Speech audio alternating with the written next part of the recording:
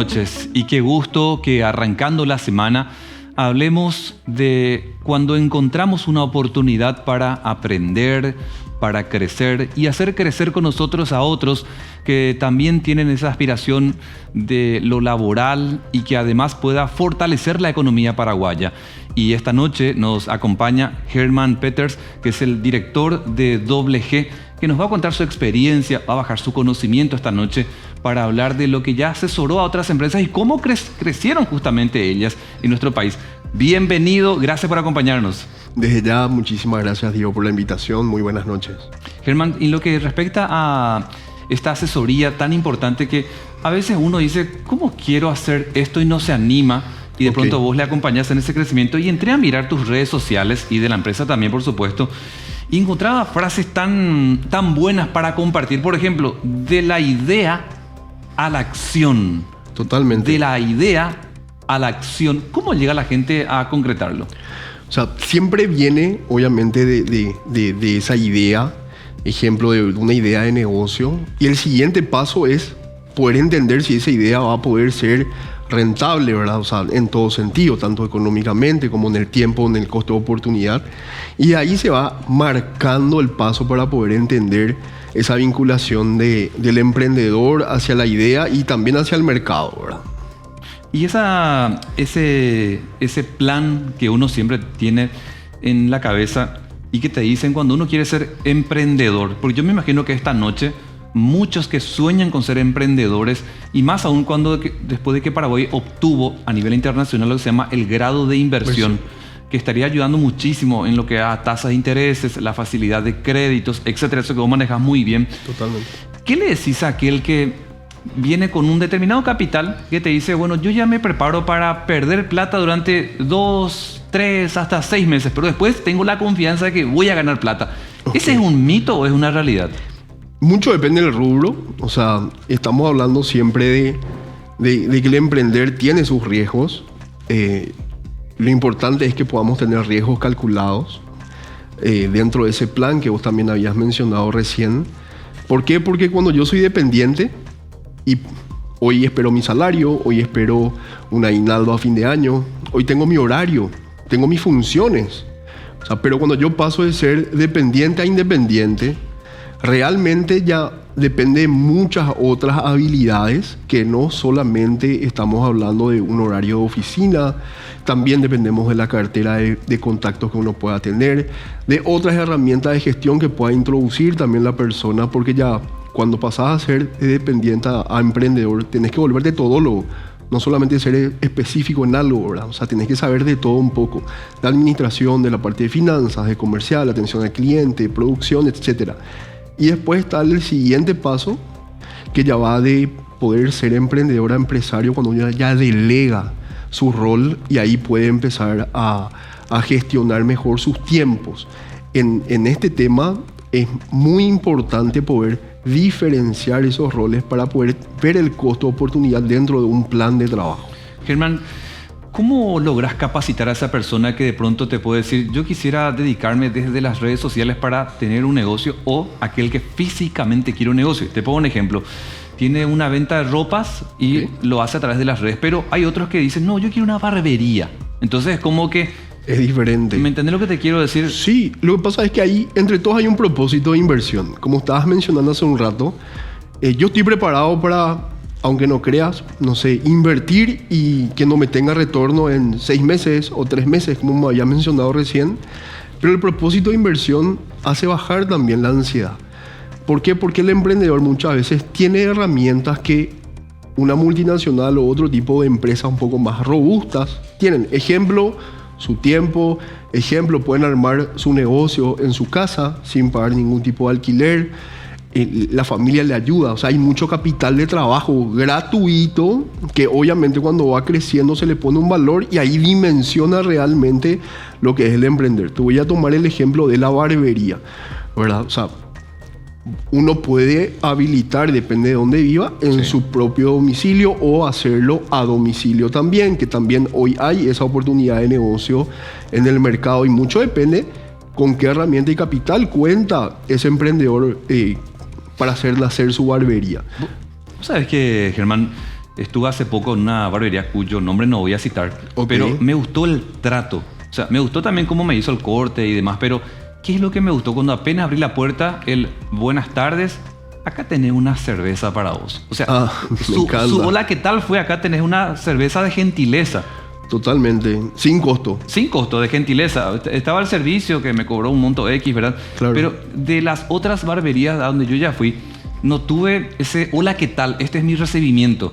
Yo apenas llegué, tomé asiento, me pone ahí la cerveza, una marca X, ¿verdad? Claro. Esto es de gentileza y te damos la bienvenida. Y me contó que en todas las ocasiones que yo voy o cualquier otro cliente, también así se le recibe. Ok. Quizás el plus que de pronto tiene una empresa, y quería preguntarte, ¿cuánto ayuda para otros? A mí me convenció, pero yo no sé si al resto le convence que haya un plus dentro de un negocio. Siempre la propuesta de valor o la milla extra, como lo quieras llamar, con el cliente, siempre suma. Pero hay que tener también cuidado con eso a la hora de direccionar, sea una bebida, porque hoy también el consumo es diferente. Ya no es más que todo el mundo consume una cerveza. A lo mejor puede ser un agua o una gaseosa, ¿verdad? Pero el dar una adicional al cliente y que el cliente se sienta beneficiado con la compra y con la atención al cliente siempre da un resultado positivo. Lo importante es que puedan manejar sus costos y que vamos a decir que ese regalo o esa gentileza no le perjudique tampoco al emprendedor a la hora de poder fidelizar a su cliente y a la hora del costo, ¿verdad? Porque, Sí.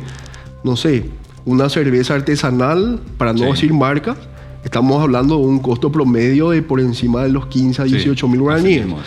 Y si un corte te cuesta, vamos a poner un corte de 50 mil para arriba, entre 50 a 80 mil guaraníes, dar una cerveza artesanal ya te podría sacar mucho margen dentro de esa transacción. Así que hay que también cuidar los costos a la hora de hacer, obviamente, esa gentileza, porque no es solamente fidelizar y hacer que el cliente se sienta contento, porque eso siempre es para afuera, pero para adentro, ¿cómo estamos? Siempre tenemos que hacer lo que esté dentro de nuestras posibilidades para que el negocio sea sostenible. Ahora, Germán, mira, yo le invito a la gente esta noche que nos está mirando en Voces, así se llama el programa, Germán, Sí, que vaya a tus redes sociales y de la empresa WG. Pero ¿por qué me encantó la publicación o las publicaciones que ustedes tienen? Porque además tenés muchas columnas en el diario 5 Días y estuve sacando allí mucha información, pero por sobre todo entender que cuando uno quiere ser emprendedor hay desafíos, propósitos, hábitos de trabajo, agenda de trabajo, flujo de caja, plan 5 cuentas y quería llegar ahí. Sí. Yo soy un absoluto ignorante en materia de negocio. ¿Qué es plan 5 cuentas? Eso ya es la parte financiera. O sea, nosotros hoy, ¿qué pasa? Nosotros vemos por un lado el presupuesto comercial, que es cuánto tiene que vender la empresa, porque hoy obviamente tiene que haber un ingreso. Después está todo lo que egresa la empresa y todo lo que está en calidad de servicio o producto.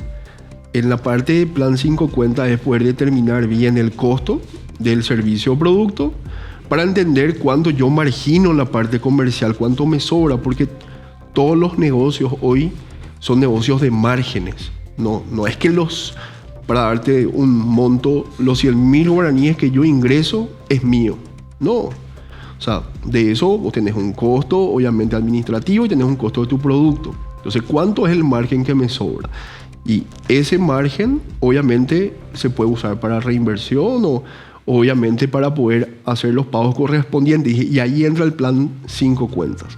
La recomendación del manejo de efectivo, ¿verdad?, que nosotros damos, no significa que tengamos que tener 5 cuentas bancarias. Son 5 cuentas ficticias, pueden ser sobres también, ¿verdad?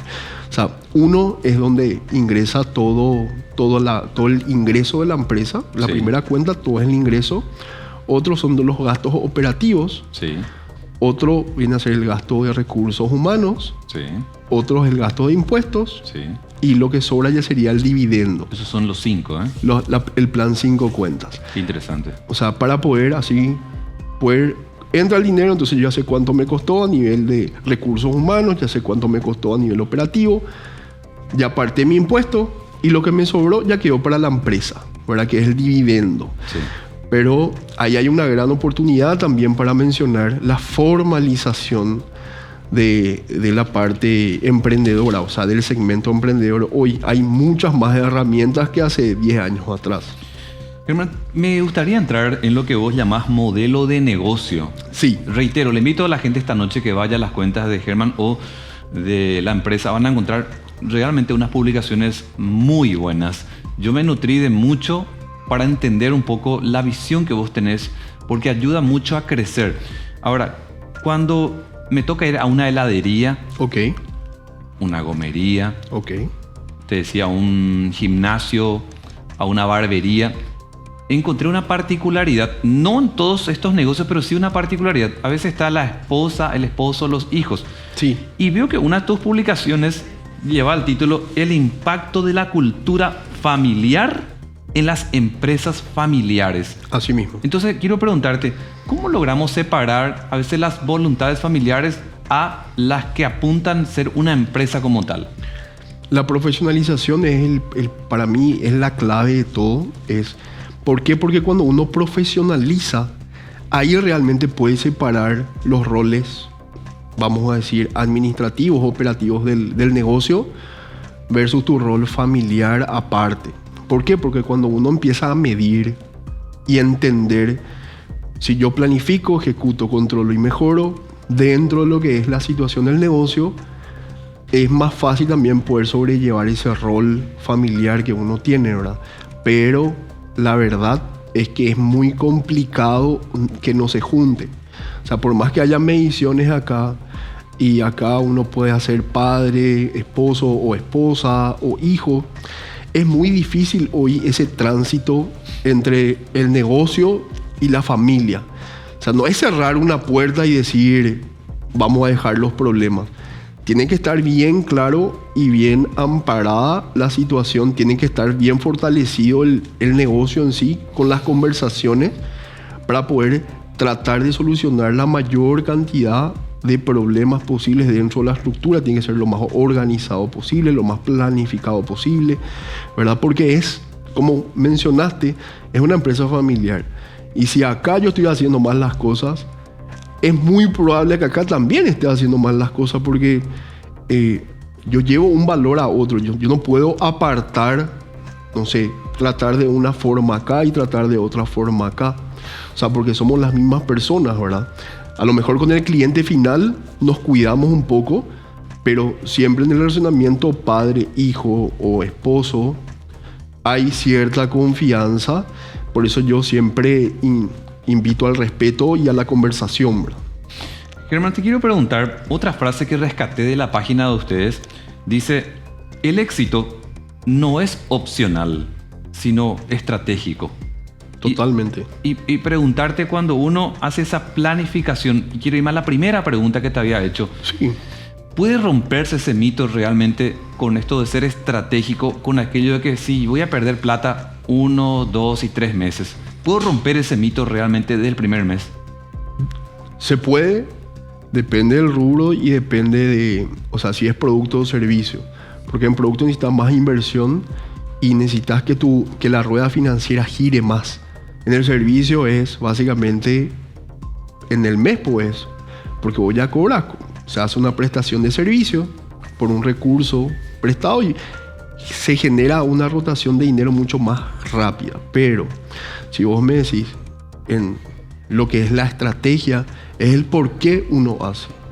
No hay que mezclar el por qué uno hace del cómo uno va a tener el resultado. O sea, ¿por qué? Porque la estrategia es yo armo un plan. Bueno, voy a hacer esto, esto y esto de esta manera, esto voy a vender, esto voy a cobrar, esto me va a sobrar. Perfecto, check plan. Y después me voy al campo de juego a empezar a entender qué me fue bien y qué me fue mal. Y ahí está donde yo te puedo decir que sí se puede rebatir el mito, ¿verdad? De poder recuperar tu ingreso antes de los 6 meses o un año, porque mucho depende de la disciplina y del hábito que uno le aplique a su emprendimiento y a su plan de trabajo. Porque lo que normalmente pasa es que uno empieza a trabajar y se olvida de la meta, o no hubo meta. Es directamente para generar un extra o directamente para no quedarse en su casa y estar generando una fuente de ingreso para X actividad, ¿verdad? O sea, para mí el trabajar con propósito es muy importante, el entender por qué yo estoy haciendo esto para que el cómo sea mucho más fácil de alcanzar. Y te puedo apostar, como para ser un poco más dinámico, que si uno tiene las ganas, si uno tiene el impulso, tiene los hábitos y la disciplina, no hay negocio que no pueda funcionar. Sí. O sea, Germán, cuando uno viene con el sueño de tener no solo esa famosa casa propia, sino el negocio propio, sí. ¿qué le recomendarías como consultor, analista, especialista en este rubro para que el negocio sea único? Yo ya leí el artículo, pero me gustaría que vos lo cuentes, ¿verdad? Claro. ¿Cómo hacer que el negocio sea único para que en todo caso te quieran copiar, pero no que vos le copies? Y mira, el copiar tampoco está mal, ojo. Pero si vamos a dar... Hoy descubrir ruedas ya es muy complicado con la tecnología y con la innovación que hay, realmente se puede dar. Pero si nosotros miramos cómo mi negocio puede ser único, es que tenga claridad, que yo sepa para qué y el por qué estoy haciendo. ¿Por qué? Porque eso baja la ansiedad, no me hace competir, me hace ser mejor. O sea, cuando uno entiende, vuelvo a ponerme en ese telón, en esa arista, el por qué no hay competencia que te pueda igualar, porque vos emitís y vos todo lo que es tu esencia consume tu negocio, y la esencia uno no puede copiar. O sea, por más que vos me digas la fábrica de helado ya existe, vos podés abrir una fábrica de helado, le pones tu esencia, le pones tu expertise, le pones tu ganas y tu trabajo, y va a ser diferente a otras, porque la innovación siempre vas a tener vos, con lo que vos aprendiste en tu vida, sea profesional o sea familiar, ¿verdad? O sea, para mí un negocio único es un negocio que está bien planificado, bien trabajado y obviamente bien rentable, porque tampoco hay que mezclar mucho yo le amo a mi negocio y es como mi hijo, ¿verdad? Y encariñarse, porque muchas veces eso hace también de que el negocio no se lleve por buen camino. Seguro. Esta noche estamos con Germán, que va compartiendo toda su experiencia desde su empresa, así que enganchate con nosotros esta noche y envíanos tus preguntas para nuestro invitado de lujo. Como yo me puse a leer ya sus artículos, me aventuré a anotar varias preguntas. Por ejemplo, ¿qué papel juega la famosa estrategia comercial? Yo creo que es lo más vital hoy para un negocio, porque por más que uno tenga los gastos y tenga el número, el famoso, tenga el Excel ahí en la computadora o en el libretito o donde vos quieras, tenga anotado el objetivo y los números que quiera alcanzar, si no sabes cómo vas a alcanzar, cuáles van a ser tus canales, cómo vas a comercializar, o sea, quiénes pueden ser tus aliados estratégicos, es difícil poder conseguir y concretar ese resultado que vos escribiste o en tu anotador, en tu Excel, porque se dice el Excel y el PowerPoint aguanta todo. Sí. ¿Cómo consigo eso? Ahí está la estrategia comercial. Sí.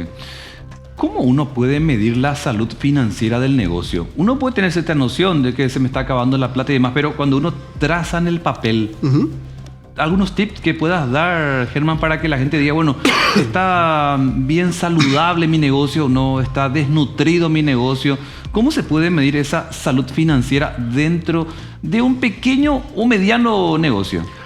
Mucho depende, porque es una pregunta muy abierta. Quiero poder enfocar hacia cierta rentabilidad, porque mucho depende del rubro, ¿verdad? Pero hay ratios, ojo. O sea, si tu plata no te rinde X porcentaje, sea 5, 7 o 10, mete a balance de fin de año, agarra tu dinero y mete en una casa de bolsa o en un CDA que te va a rendir igual y no te vas a estresar, ¿verdad? Mete en una casa de bolsa o puedes hacer trabajar tu dinero de otra forma. Pero si le querés sacar más renta, vos me decís, no, yo quiero trabajar de esta forma, a mí me gusta mi negocio, yo creo que le puedo sacar más valor al dinero hoy, ¿verdad? Si te rinde por lo menos del 15% para arriba tu negocio, para mí ya es un buen negocio. Qué bueno. Es mi opinión. ¿Por qué? Porque obviamente no estamos hablando de un mundo que mueva mucho revenue, que el revenue es la facturación de una empresa, al menos en el segmento donde yo me estoy manejando hoy, que son las empresas familiares / pymes, ¿verdad? O sea, estamos hablando de micro, pequeñas, medianas empresas, ¿verdad? O sea, ahí el valor de la empresa, estamos hablando en que puede ir de entre un 100, 200 millones al año hasta un, como mucho, 3.000, 3.500 millones al año. O sea, si yo me quiero hacer el negocio de mi vida, no va a estar ahí. No va a estar ahí. Porque si yo quiero hacer realmente un impulso financiero, mi renta no va a estar en un negocio, o sea, de 3.000 a 3.500. Son 350 millones al año si hablamos del 10%. Y hoy 300 millones al año, tenés 5 socios comerciales, que es normalmente una familia. Sí. ¿Y en cuánto se divide? 30 millones por mes, un poco más. O sea, ¿y qué haces con eso? Hoy, con el costo de vida actual, a lo mejor te pagas una matrícula, si tenés muchos hijos, a mí me toca tener 5, ¿verdad? O sea, por eso mucho depende del propósito que hoy tengas para que ese porcentaje yo te pueda decir específicamente cuándo te tiene que rendir. Porque al fin y al cabo somos todos inversionistas. Tal cual. Vos invertís tu tiempo, invertís tu dinero y vos lo que esperás es que a fin de año te pueda retornar eso, ¿verdad? Para despedirte y agradeciendo tu tiempo aquí, porque fue muy nutritiva la entrevista, Germán, te quiero poner una situación más que una pregunta. Sí. Una situación. Tengo plata, como se dice, pero no sé qué hacer con ella, pero la quiero hacer trabajar. Si le tuvieras que asesorar y te dice, ¿cuáles son los 3 o 5 rubros que yo podría tener una salida laboral con mi dinero para ser emprendedor? Pero yo no sé en qué meterme. ¿Cómo le vas a asesorar para que su plata no se pierda? Uno, el rubro financiero como tal, alguna casa de bolsa es lo más seguro, un ahorro programado o un CDA que sería no toco ese dinero hasta por un plazo fijo, un ahorro a plazo fijo, ¿verdad? Eso sería lo primero, que sería el mercado financiero, lo más seguro. Lo segundo vendría a decir yo el rubro inmobiliario, que está muy en auge también. ¿En serio?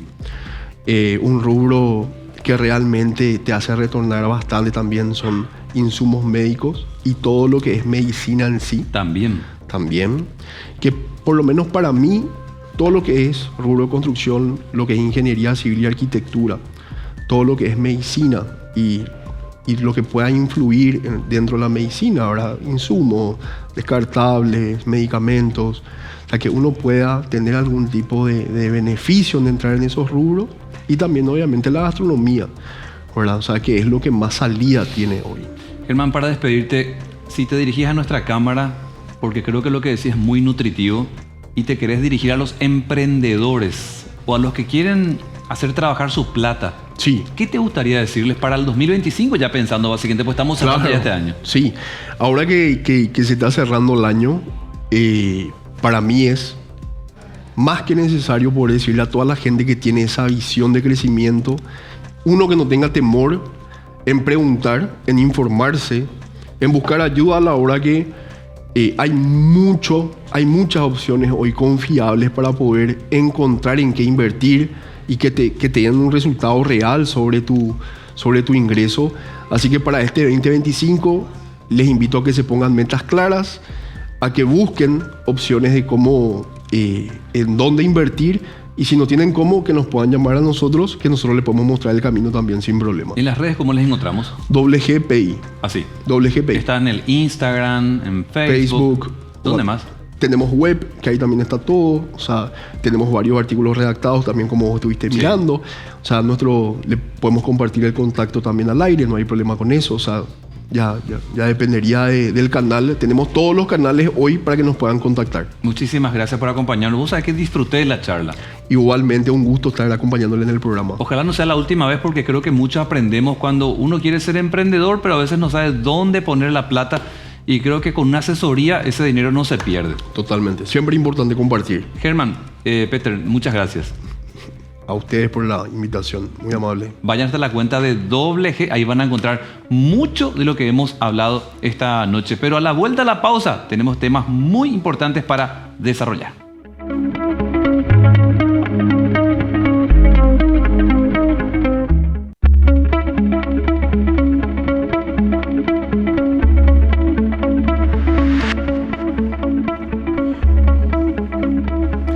Seguimos esta noche hablando de economía, pero por sobre todo la economía argentina, algunas imposiciones, algunos de esto que tiene que ver con eliminar o algunas barreras o impuestos al comercio exterior y cuánto esto puede impactar en la economía paraguaya. Esto decía el portavoz del gobierno argentino hace algunos días atrás y lo usamos para analizar el tema.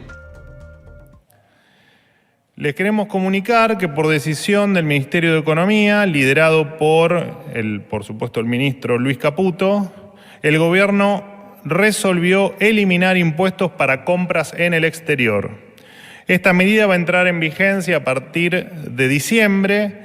Tiene por objetivo que los argentinos puedan importar más productos a un mejor precio, especialmente aquellos ligados al sector tecnológico y textil, como sucede en los países normales, el tema que acá nos habíamos acostumbrado a ser un país anormal.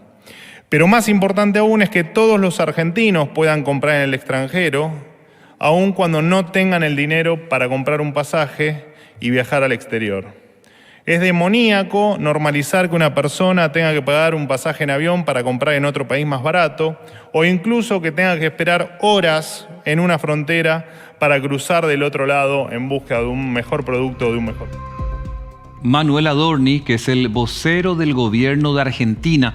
Esta declaración es de hace algunos días, más de una semana, pero como falta tan poco para diciembre, queríamos desde nuestro país analizar con un analista financiero como lo es Stan Canova. La entrevista es un poco extensa, se dio durante el programa Buenos Días América, también hace algunos días, pero está muy vigente para entender qué se viene en Paraguay, porque esta medida es de Argentina. Ahora, ¿cuánto puede beneficiar al comercio paraguayo? Esto respondía a la consulta Stan Canova. La balanza comercial es, y esto uno puede encontrar en la página web del BCP, es básicamente todo lo que un país recibe de importación y todo lo que exporta. La idea es que, como Paraguay, vamos a ver ejemplo, evidentemente Paraguay, ¿verdad? Que lo que tanto importamos también exportemos. ¿Para qué? Para que ese volumen de dólares, porque realmente es lo que afecta al dólar realmente, esté en un nivel, digamos, balanceado. Porque ¿qué pasa? Una cuestión de oferta-demanda, mi querido. ¿Qué pasa si estamos importando y no estamos exportando tanto? Si estamos importando, quiere decir que estamos mandando dólares afuera, no estamos quedando sin dólares acá, reserva en nuestro bolsillo, ¿verdad? En general, ese ejemplo, esa metáfora. Pero si no estamos exportando, quiere decir que nos está llegando los dólares y vaya un momento que no vamos a tener dólares para poder hacer, digamos, las importaciones. Estoy exagerando un poco, ¿verdad? Pero lo que sí va a crear es una subida del costo del dólar, de la cotización del dólar. ¿Por qué? Por una cuestión de oferta-demanda. Entonces es importante que eso se pueda mantener. Lo que hace que, y esto va a la gente que a veces se queja de la gente que está en el sector agro, que no afecta mucho a la economía, lo que hace el agro en Paraguay es que permite que ingresen los dólares al venderse los granos, ¿verdad? O cualquier tipo de proteína, vegetal o animal, también vamos a usar el animal también, ingresa a Paraguay los dólares y bueno, eso se pueda mantener, ese caudal, esa masa monetaria en dólares. Para, bueno, tratar de ayudar a BCP a no estar constantemente inyectando dólares, porque eso es lo que hace BCP cuando hay una faltante, ¿verdad? A ver, eso es lo primero. Lo segundo es la divisa. Bueno, la divisa, vamos a usar el ejemplo con dólar guaraní, ¿verdad? ¿Qué está pasando? Hubo hace un mes, ya va a ser, de que hubo una escalada muy importante, llegó a los 8.000, a lo que no se debía, creo, nunca se dio, ¿verdad? Mucha gente entró en pánico, la gente que estaba endeudada en dólares estaba con muchos problemas, ¿verdad? Emocionales, ¿verdad? Inyectó el BCP 15 millones de dólares al día, ¿verdad? Eso fue por una semana y tanto, ¿verdad? Eso hizo que baje. Ayer estoy viendo la pantalla, está por los 700, por ahí. A la compra y a la venta 800, ¿verdad? Sí, no. Está como que tampoco bajó, ¿verdad? Pero llega a un lugar, digamos, más estable, más, digamos, aceptable por cierta manera, porque realmente fue 2 o 3 semanas bastante... Pero no es artificial ese monto. Ahí entra otra cosa más también que hay que hablar, lo que es la especulación. La especulación existe, hay gente que dice que no es mala la especulación, y yo digo, bueno, no es mala, dicen, porque es plata que uno está usando de manera propia, se arriesga de manera propia, pero afecta a terceros. Acá se puede especular en qué sentido, mi querido. Un día un grupo empresarial o una multinacional puede hacer una operación en dólares guaraníes por, no sé, 5, 6, 7 millones de dólares en un día. Eso puede básicamente secar el mercado de dólares 1 o 3 días. ¿Y qué pasa ahí con el minorista? Eso hace que suba el dólar, por ejemplo. Entonces, BCP yo creo que no tiene un tipo de regulación respecto a lo que son los movimientos grandes de transacciones que hay entre dólar guaraní, ¿verdad? Que debería haber, porque de vuelta, acá en Paraguay tenemos como 20 grupos empresariales grandes entre las multinacionales que pueden hacer tipo de operaciones. En 2-3 días te pueden cambiar totalmente el tablero, ¿verdad? Y bueno, ahora, una cosa más también que suelo decir también en este tipo de entrevistas es hablar un poquito del dólar forward de los bancos y el dólar futuro de la bolsa, que son figuras que no se usan mucho abiertamente. Si la gente que conoce es la gente que está en el tema financiero o está de repente en el tema de importación y exportación, donde vos podés fijar el dólar guaraní hoy a futuro. Ponele, hoy será una cotización, a cada 5 meses el dólar llegó a subir, por ejemplo, a 8.000, por decirlo así, ¿verdad? Pero ya fijaste una cotización a un cierto monto, entonces ya estás como resguardado. Forward. Forward se llama. Yo le invito a la gente que está mirando que hable con su oficial de cuenta de su banco, que solamente los bancos ofrecen en Paraguay, eso está regulado por el BCP, y uno puede cerrar un monto X a un plazo X, ¿verdad? Una cotización cerrada, pase lo que pase. A la gente que cerró, por ejemplo, el forward a comienzo de año, mi querido, y llegó esta subida del 8.000, bueno, al hacer la operación, si vencía en octubre, en comienzo de noviembre, iban a estar cerrando en la cotización ya preestablecida anteriormente, entonces no iban a tener ese shock. Cosa que si uno planifica bien sus compras de fin de año, ponerle agosto, septiembre, anclado con dólar forward, ya está como que ya liberado de ese problema, de ese riesgo, llamémosle, ¿verdad? Ok. Pero bueno, hace falta un poco más de difusión de la figura del dólar forward de los bancos hacia los consumidores y de la bolsa, el dólar futuro, que es muy parecido. Lastimosamente no es algo que capaz haya aprendido mucho en la bolsa, ¿verdad? Uno puede entrar en la página web de la Bolsa de Asunción, entre en derivados, van a ver un apartado que dice dólar futuro. Y bueno, ver un poquito qué se puede hacer, porque no he visto casas de bolsa que están ya ofreciendo, ya creo que ya han dejado de lado ese producto porque no hubo mucho interés, por cierto, de parte del mercado posiblemente, ¿verdad? Esto que anuncia el gobierno Argentina desde diciembre, ¿nos va a beneficiar o nos va a perjudicar? Ojo que decía al final, ¿verdad? Que uno va a poder importar sin tener que viajar, o sea, sin tener que, en este caso, ir a Paraguay y evitar horas en un puente o bueno, todas esas cosas, ¿verdad? Va a beneficiar para que venga a Paraguay a comprar, porque va a tener mayor caudal de poder comprar y irse a su país de vuelta sin tener que pagar un tipo de tarifa o lo que sea, ¿verdad? Eso. Pero también eso va a permitir posiblemente que uno pueda entrar en Amazon.com o MercadoLibre.com o eBay.com y eso importar directamente ya desde su casa, lo recibe en su domicilio, ¿verdad? Cosa que va a hacer que ya no tenga que venir, por ejemplo, a nuestro país. O sea, beneficia y no beneficia, en cierta manera. Para el que está acostumbrado a venir a cruzar el puente o venir a Paraguay a hacer un poco de turismo también, va a beneficiar, va a tener un ticket mayor para poder traer o comprar y llevarlo a su país, como decía acá el señor. Y me gustó mucho la fundamentación que usó el vocero de la presidencia, diciendo que esto lo hacemos porque no todos pueden pagarse un pasaje para irse por ejemplo, a Paraguay a pasar 1 o 2 días a comprar. Me parece fantástico. Ahora, ¿eso va a afectar nuestra afluencia del comercio? Posiblemente sí, ¿verdad? Porque hay gente que va directamente a hacer la compra, digamos, no sé, online tal vez, ¿verdad? Pero, a ver, veremos cómo se da, ¿verdad? Pero es una de las medidas que está haciendo mi ley, ¿verdad? Para hacer que eso se pueda mejorar, ¿verdad? ¿Y por qué toma esta medida a tu criterio, Stan, en el sentido de que no le favorece al comerciante argentino que vende electrónica en su país? Qué buena pregunta haces, qué buena acotación, Diego. Porque lo que debería hacer el gobierno también es eliminar ciertas tarifas de importación. Argentina tiene tarifas de importación altísimas, que no son igual que el impuesto en sí, sino que es también parecido que hay que pagarle al gobierno, pero vos pagás, traes un calzado, te cuesta un Nike, una marca cualquiera, ¿verdad? $100. Tenés que pagar también 18% aproximadamente, creo que es para los calzados en Argentina, la tarifa, y luego el impuesto. O sea, ahí también debería, tal vez, sí, como decís, eliminarse eso para tarde. Creo que, como decir, yo estoy a favor de que el mercado se autorregule. La mano invisible, se suele decir también, es una economía, ¿verdad? El proteccionismo, perdón, está bien, pero hasta cierto nivel también. Uno busca también, digamos, proteger su industria, pero trae inflación. Y el ejemplo más claro de proteccionismo que trajo inflación fue lo que hizo Trump en su primer gobierno, donde él, por proteger la industria americana, subió las tarifas de todo lo que se importaba de China. Igual tenía que importar la materia prima del productor americano. Como un dumping.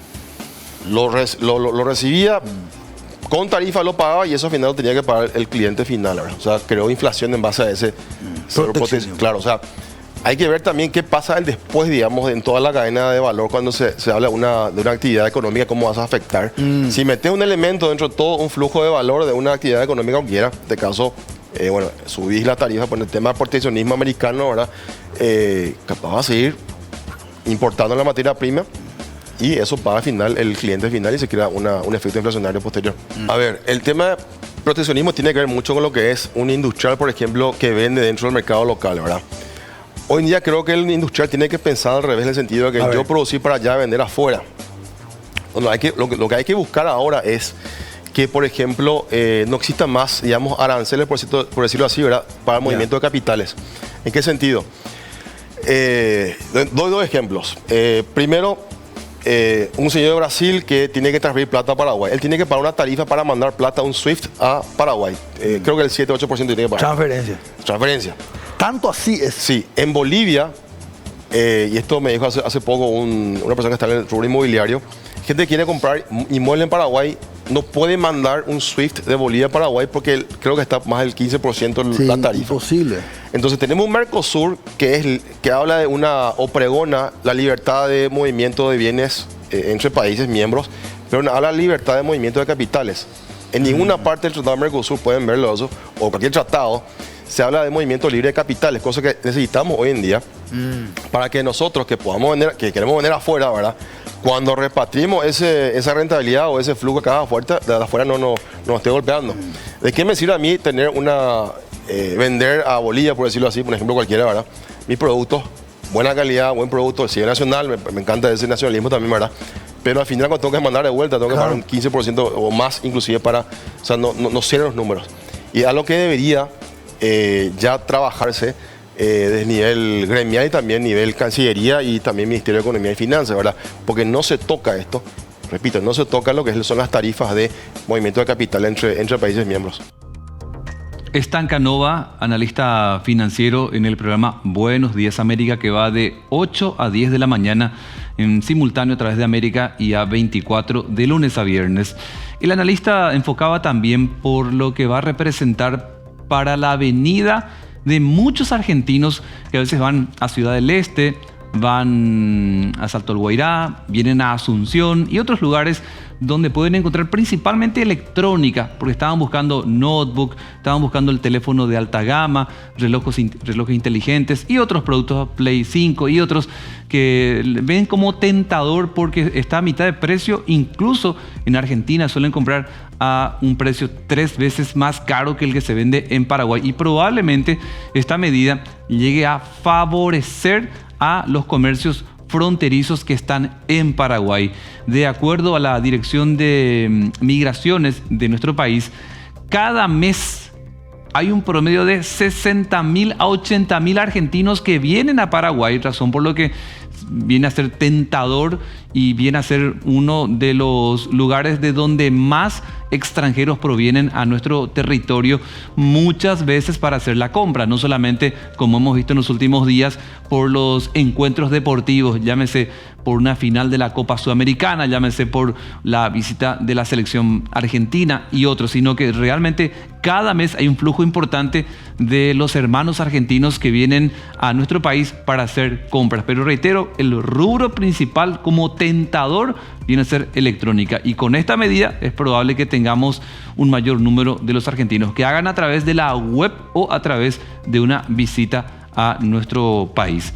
Así hacemos un resumen de lo que se viene en los próximos días ya para el mes de diciembre. Vamos a cambiar de tema. En esta noche también vale reflexionar la situación que se tiene en materia de lucha contra la violencia hacia las mujeres, en esa violencia hacia el género, como también hemos presentado en muchas ocasiones. Estuve apuntando los datos que tienen que ver sobre la situación en porcentajes que dan a conocer oficialmente desde el Ministerio Público a través del dato observatorio, y agregan que tenemos en Paraguay a la fecha unos 19.000 casos de violencia familiar.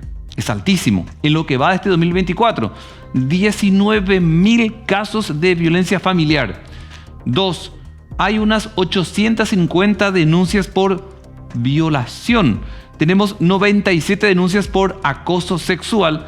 Y este dato que nace oficialmente del Observatorio de Violencia de Género y del Ministerio Público. No nos olvidemos, y principalmente en esta noche, lo que se conoce como 25N, 25 de noviembre, que es el Día Internacional de Lucha contra la Violencia hacia las mujeres, tratando de protegerlas cuando son tan valientes y hacen la denuncia en una comisaría, en un juzgado, en la fiscalía, y que el Estado tiene que protegerlas. Después vamos a hablar de lo que el Estado propone desde justamente diciembre, que es el empleo de las tobilleras electrónicas. Pero a todo esto quiero sumarle a lo que decía para nuestro canal la ministra de la Mujer. Separamos en dos para tener la impresión oficial desde el gobierno lo que decía Cintia Figueredo, ministra de la Mujer, sobre este punto. Bueno, nosotros estamos trabajando de cerca con el MEC y con los municipios y las gobernaciones. Tenemos también alianzas con las cooperativas, que son una de las instituciones donde está a nivel país. Entonces lo que hacemos y nos sumamos al programa Sumar, de tal manera a que cuando los chicos estaban o están haciendo el programa, nosotros hemos tenido reuniones con los padres y con las madres referente a eso. ¿Por qué encaramos con ellos? Porque al hablar de menores de edad, lo más prudente es dialogar con los padres, con las madres, de tal manera a que este mensaje pueda permear en ellos y pueda llegar a los niños. Nosotros nos enfocamos muy fuertemente en los adolescentes, en los chicos en edad media y en la juventud, en los primeros 3 años de la universidad. Y también en adultos con la campaña de Todos los meses son noviembre, que es una campaña de concienciación para poder dialogar sobre signos, señales y sobre el sistema de protección. ¿Por qué le denominamos Todos los meses son noviembre? Porque esto tenemos que hablar los 365 días del año. Si bien intensificamos con la campaña en el mes de noviembre por ser un mes conmemorativo y una fecha conmemorativa en este mes, esto no concluye el 30 de noviembre, sino que todo el año debemos de levantar nuestras voces y no cansarnos de dialogar sobre estos temas. En una segunda parte, Dialogando para América, la ministra de la Mujer fue citando características que ya fueron coloreadas a través de campañas que sirven para determinar señales de alarma, alarmas que pueden preocupar en un noviazgo, en un matrimonio, en una casa, en una pareja por sobre todo, porque hemos hecho más visible las denuncias de las valientes mujeres que fueron a esa comisaría para pedir ayuda, cuando muchas veces dentro de la casa o los hijos o los padres no acompañaron ese proceso porque decían, eso es normal, que un hombre termine golpeando a una mujer, cosa que es totalmente grave para la normativa paraguaya y que ese sujeto agresor tiene que estar en la cárcel. La ministra en la siguiente nota va explicando que hay colores, hay reacciones y además dónde ir para hacer la denuncia. Señales sumamente importantes al momento de tener una relación y una relación que va en el marco de la violencia. ¿Por qué es un violentómetro? Porque nos señala justamente con los colores en qué situación se encuentra la violencia. Y tenemos en el color amarillo los primeros signos que nos tiene que tener, que nos tiene que llamar la atención y que nos dice que tengamos en cuenta de que la violencia va en aumento. ¿Y cuándo? Cuando es celoso, cuando se ofende, cuando nos grita, cuando nos humilla. Cuando existen estas señales, uno tiene que dialogar con la pareja, uno tiene de que entablar que la construcción de una pareja tiene que ser en base a la confianza. Luego se va subiendo justamente el color de este termómetro con amenazas, con controles.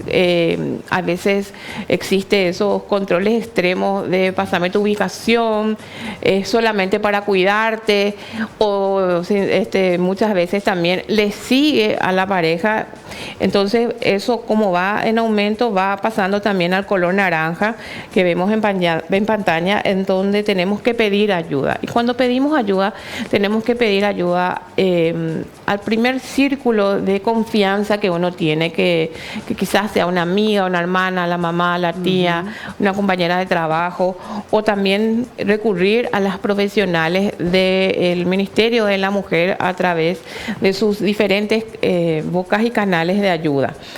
Cuando se prende este color naranja es cuando él ejerce un poder sobre vos, cuando te domina, cuando te prohíbe cosas, cuando ya comienza las pequeñas violencias físicas, te empuja, te pellizca, cosas como esas que uno tiene que empezar a activar justamente la señal de la ayuda. Sí. Y lo que tenemos que evitar es pasar al color rojo, que es cuando ya nuestra vida está en peligro, cuando ya recibimos esa violencia física, esa violencia sexual, cuando hay golpes, cuando hay patadas, para no culminar en una situación penosa como el feminicidio. Estos son pequeñas señales que uno tiene que tener en cuenta y no normalizar, por sobre todo no normalizar. Los controles no son normales, los gritos no son normales, el que te humillen no es normal, y muchas veces nosotros dejamos pasar como una situación así nomás es. Y realmente eso no construye la pareja, no construye para nada una relación. Cintia Figueredo, ministra de la Mujer, que iba relatando las características por colores para que sirvan de alarma para las parejas y principalmente para las mujeres que han tenido en la casa a un hombre violento, a un sujeto agresor, a un sujeto que no respeta la condición de sujeto. Lamentablemente, muchos hombres han visto a la mujer como un objeto, han visto a la mujer como una mercadería, han visto a una mujer como su posesión, como que le pertenece, cuando que en toda relación las dos personas, el hombre y la mujer, son sujetos que están bajo el amparo de la ley y ninguno es más que el otro. Los dos tendrán funciones diferentes en la casa, podrán tener sueños diferentes, podrán incluso tener hasta dificultades o problemas como son normales dentro de toda relación. Pero dentro de toda relación hay también maneras de resolver esas diferencias y más aún cuando ya hay incompatibilidad de caracteres para llegar o a una comisaría o llegar a una fiscalía o llegar a un juzgado para que cuando se dé un eventual juicio, una separación, un divorcio, cada uno lleve lo que le corresponde en ley. Penosamente, hay hombres, principalmente hombres, que no han sabido entender que cuando se va la mujer, cuando se va la pareja, termina esa relación y cada uno, insisto, en lo material lleva lo que le corresponde. Pero lamentablemente hemos visto casos que se llaman feminicidios.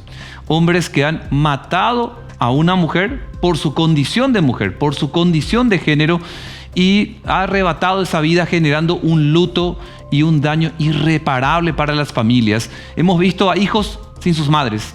Hemos visto a muchas madres, hoy abuelas, que perdieron a sus hijas en un episodio muy doloroso, muy violento. Y es ahí donde el Estado paraguayo donde debe actuar. Si ya la víctima se fue hasta una comisaría, insisto en ese detalle, y un juzgado saca incluso un documento donde dice el sujeto tiene prohibido acercarse a 1000 metros de la vivienda de la mujer, se tiene que poner por obra, en el sentido de que la policía tiene que lograr ese patrullaje para impedir que quien tiene un plan en la cabeza de asesinar a la mujer lo concrete.